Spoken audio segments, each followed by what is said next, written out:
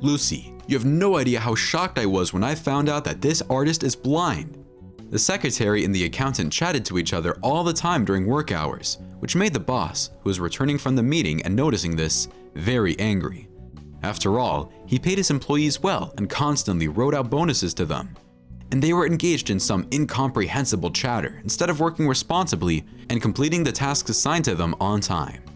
If they had so much free time, then Chris will certainly figure out what to do with them. When he passed these talkative women, the boss gave them an angry look. But he suddenly saw a photo open on the screen of his secretary's monitor. It was a masterfully painted portrait of a beautiful woman. But the man was struck not by how well it was painted, but by how much this woman looked like his wife.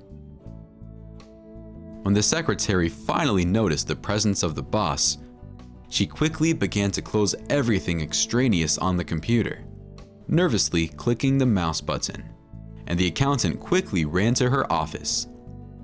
Chris wanted to reprimand them, but the portrait attracted so much attention to itself that the man forgot about everything in the world at this moment.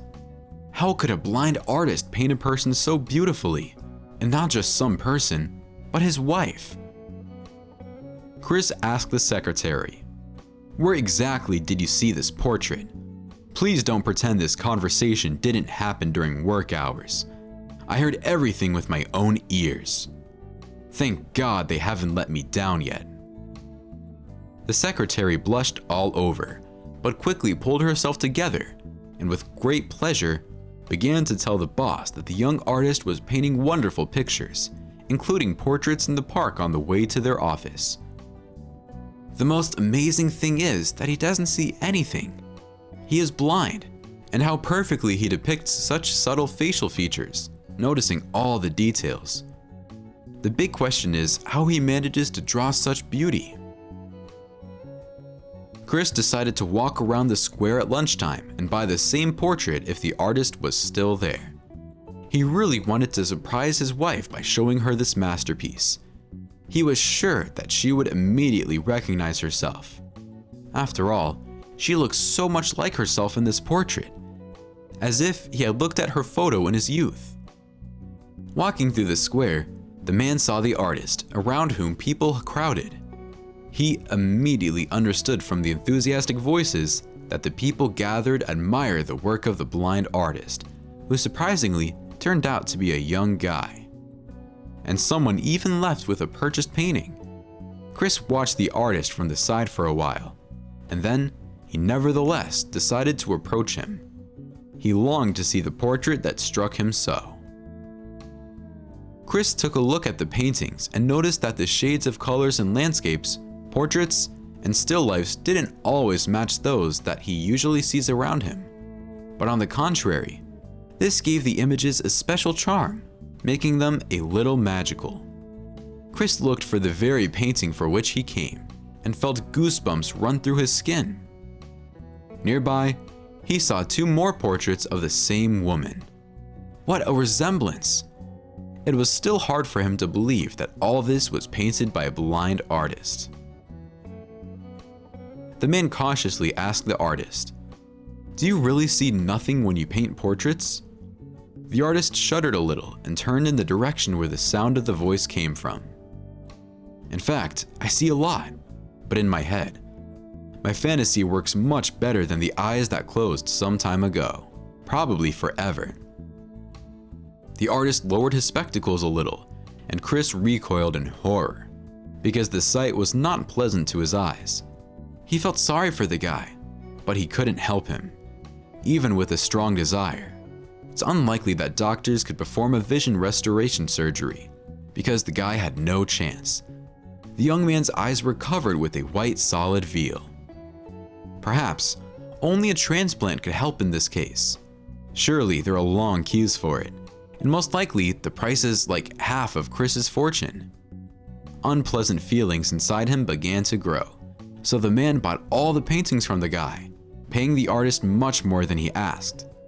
And while the young artist did not have time to move away from the shock, feeling the bills again and again and realizing that there was clearly something wrong, Chris quickly walked to his car and drove home, loading his purchases into the back seat. Chris didn't even think to ask the guy who really is that beautiful woman who is depicted in the portraits, hastening to quickly escape from the feeling of his own worthlessness. It was difficult for him to be close to the person whom he wanted to help, but couldn't.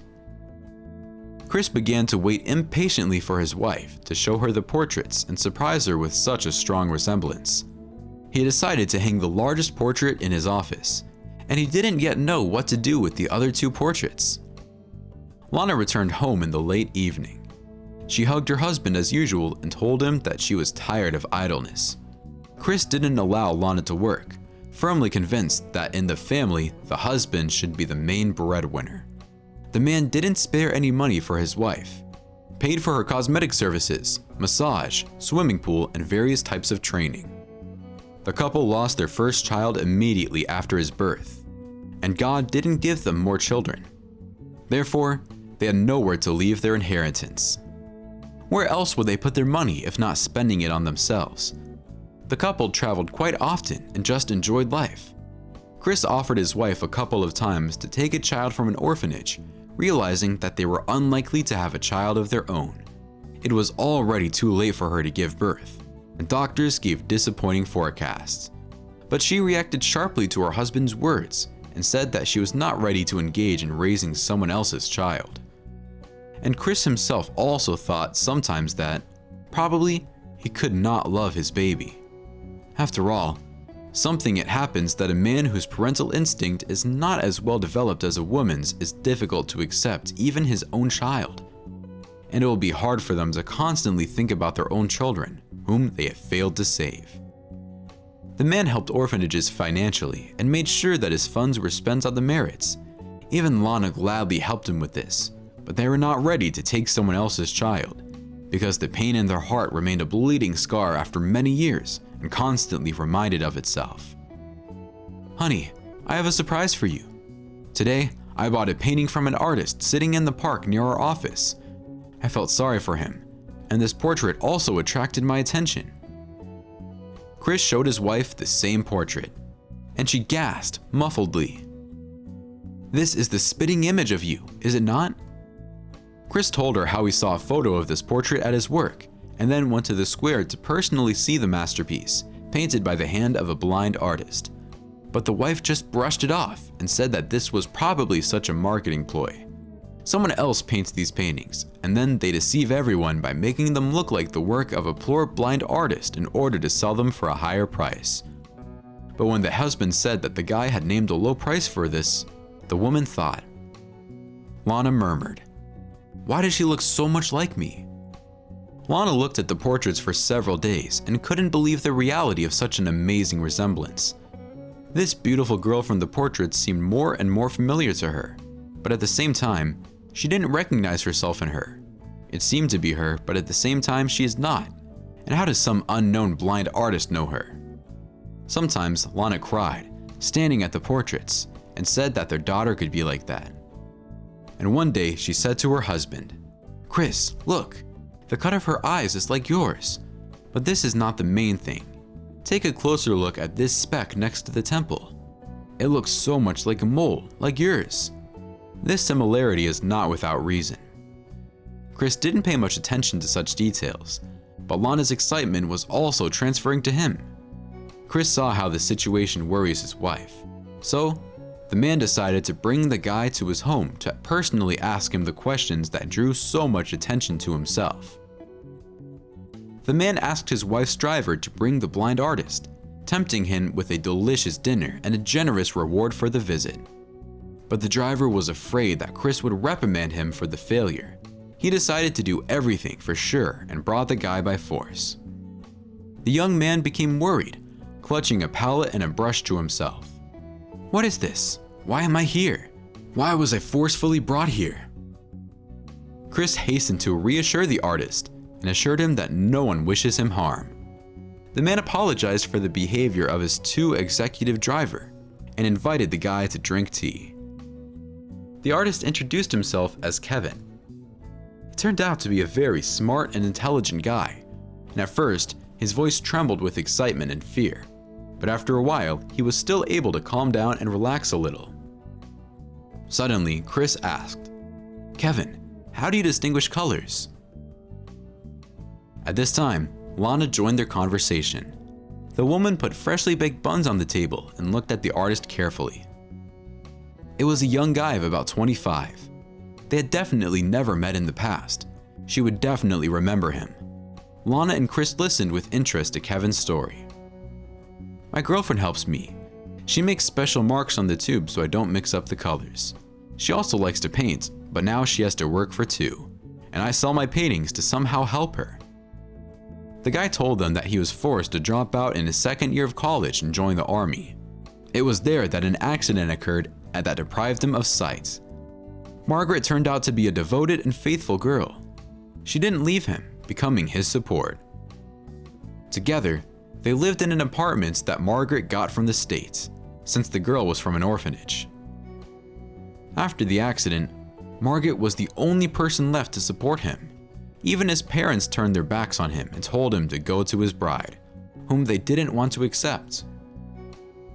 "After all, I paint Margaret on my portraits. I remember every feature of her face, and every day, my fingers help me not to forget her beauty. Too bad I won't be able to see her again. Now, only a transplant can help me. But this surgery costs so much money that we can't even dream of earning so much sometime. However, I don't complain about life. Every day I thank God for sending me Margaret. And every day I ask her to leave me so that I'm not a heavy burden for her. I love her and wish her the best. She should be the happiest, even if not with me." Kevin said the last words with undisguised disappointment. Chris frowned. "Are you saying that your girlfriend is in the portraits I bought from you?" "Yes, you are right. True, I don't know how accurately I conveyed her features of her face and pick up the colors. Margaret always says everything is perfect. But I know perfectly well that even a sighted person doesn't always manage to perfectly match the shades, and even more so for a blind artist. Therefore, I don't charge a high price for the paintings that I sell. I'm ashamed to ask for a lot of money for something that even I have not seen."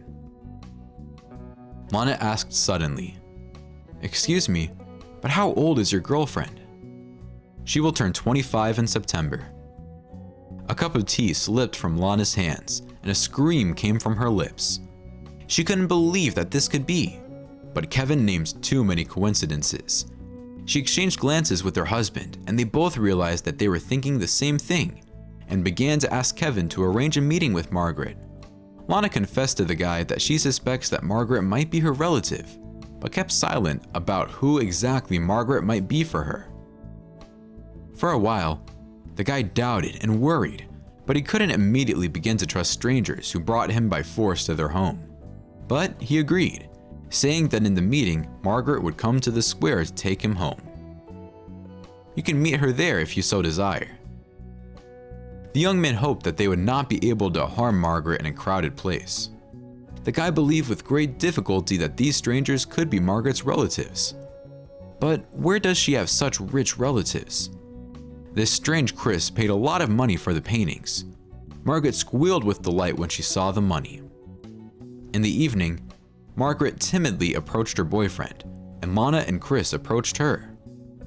They were shocked by such a striking resemblance, but far were they too afraid to believe in something. After all, if they believe that this is their daughter, it will hurt them to lose her again. Margaret was of exactly the same opinion when Chris and Lana told her of her suspicions.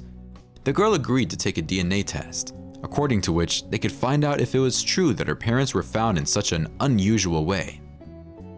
The results were ready 3 weeks later.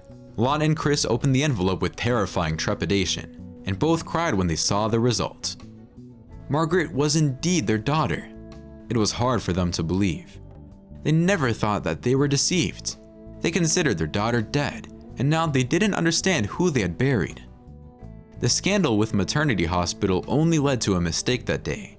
The head doctor said it was a human factor, and this mistake cost too much for those who mourned their child for a long time. Meanwhile, the girl was sitting at the window in the orphanage and was waiting for her relatives to come for her. As it turned out, That evening, the midwife did not feel well. There were many births, so Margaret was accidentally confused with the girl who was born to some alcoholic woman, whom she refused and who died almost immediately after birth. There was no cue for Margaret because of her poor pedigree, so to speak, and no one wanted to take her away from the orphanage, fearing that her mother's genes would be passed on to her. But the fears were understandably unfounded. The girl grew up strong and healthy, and she was very different in development from her peers, noticeably ahead of them. Chris promised that he would call to account all those responsible from the maternity hospital, and the apology of the head physician had absolutely no meaning for him. After all, he missed the opportunity to see how his daughter grows, how she says her first words, takes her first steps. A couple of weeks later, all the news was talking about this terrible incident, and the head physician was forced to resign. Margaret was glad that she had finally found a family. On the girl's birthday, her father gave her a gift, paying for an expensive surgery for her young man. At first, Margaret was embarrassed to accept such a generous gift, but she understood that it would benefit her lover, and her parents are not to blame for the fact that they were separated for so many years.